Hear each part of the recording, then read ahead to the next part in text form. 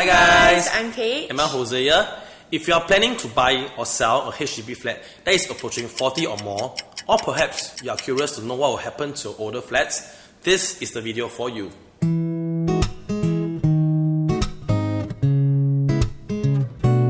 you know that there are 1 million HDB flats, of which 70,000 are over 40 years old?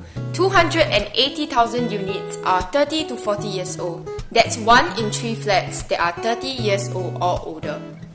If your flat is 30 or more, you are not the first owner and have an intention to sell, you might have to sell at a loss. But why? Well, this happened a long time. Actually no lah, just 1 year ago. Mr. Lawrence Wong mentioned in a blog post that the government will continue to maintain strict selection process, noting that only 4% of the HDB has been identified. This selected HDB has high redevelopment potential, and the rest of the HDB will return to the state when their lease ends. Due to Mr. Lawrence Wong's statement, plus the regulation of the CPS usage for houses that are less than 60-year-old lease, Singaporeans became more concerned about the future of their older HDB flats. Buyers would now have to think very carefully before making a purchase. Seller would have to adjust their price to keep up in the price war with their neighbors to attract buyers. That's why I say earlier on that you might have to sell at a loss. So now how? Don't worry, let me ask you, what's my name? Hosea? Hosea. Correct! Hosea. So with Hosea, I will make everything Hosea for you. Don't have to worry. We have seen a tremendous amount of en bloc sales going on the past 2 years, and majority of the owners have enjoyed a good amount of compensation. Thus, it's very common for buyers to have the intention of buying older flats with the hope of an en bloc for private and a surge for HDB, thinking that either the government or the developers will take action for the older houses. But it has not always been the case. The 191 private residential houses in Geylang Lorong 3 is a living example of the first residential plot of land that is going to reach its end of lease and will be taken back for future redevelopment. So does it mean that you should not buy an old HDB flat? No, not really. Buy a resale flat with an intention of enjoying the benefits of it for your own stay and not for investment. If you plan to buy a flat and sell at a later time, then you should get a flat that is less than 20-year-old, as there's a higher chance for you to enjoy some capital gain in the future. If you intend to stay long term for home consumption, then it's fine for you to get an older flat. If you're not too sure about the benefits of a resale flat, you can check out our BTO versus resale video over here. Also, do note that buying a house with less than 60 years old lease has CPF limitation. So, owners how?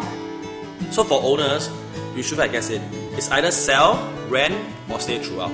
However, for every household, they have their own situation, and we would prefer to advise based on case by case. But for the purpose of this video, we will give a general scope. If you have 2 or more properties and you intend to sell your HDB, you should take action now before it depreciates further. And if your house has already passed a 40-year mark, you can still sell it, but probably at a higher loss. If this is your only property and you intend to sell, you have to first ask yourself whether this decision is for financial gain or an upgrade to a bigger or more expensive house. Downsizing might be a way for some financial gains, and actually many HDB owners have already done that. If it's an upgrade to a condo or a bigger house, then you have to do some financial planning. Chances are you have to top up money in your next purchase. Rent is another way to monetize your property and acts like a passive income. So if you only have 1 property, you can rent it out and stay with your friends or your family, and if you only want to rent out a room, then just rent it to a tenant. However, if you want to rent out your HDB, do calculate the rental collected throughout this period, whether it's worthwhile than cashing out one shot. Also, please note that there are hidden costs like maintenance. If you don't have the intention to sell your HDB flat at all, don't have to worry. After all, the purpose of HDB flats is to provide Singaporeans with a place to stay. Also, you can look out for the 3 HDB schemes: HIP, SURS, VERS, and lease buyback scheme. And we'll do a video next time on these 3 schemes. So please stay tuned. If you are still not sure which option to take, don't have to worry.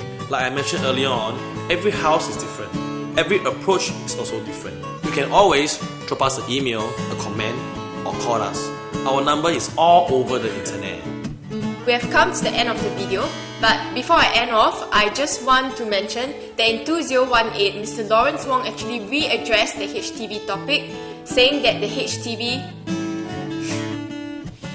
remains a good store of value and retirement asset. He also mentioned that there's a likelihood that as the economy becomes better, the value of the property will increase as well. Well, this just happened recently, so we might not have seen the effect of his statement, as the market will also take some time to react. Yeah, so we will wait and see. Thank you for watching and supporting. Do like, subscribe and share with your friends if you find it useful. If you have any enquiries or a different perspective, feel free to ask Jose and drop us an email or call us. Happy Chinese New Year! Bye bye!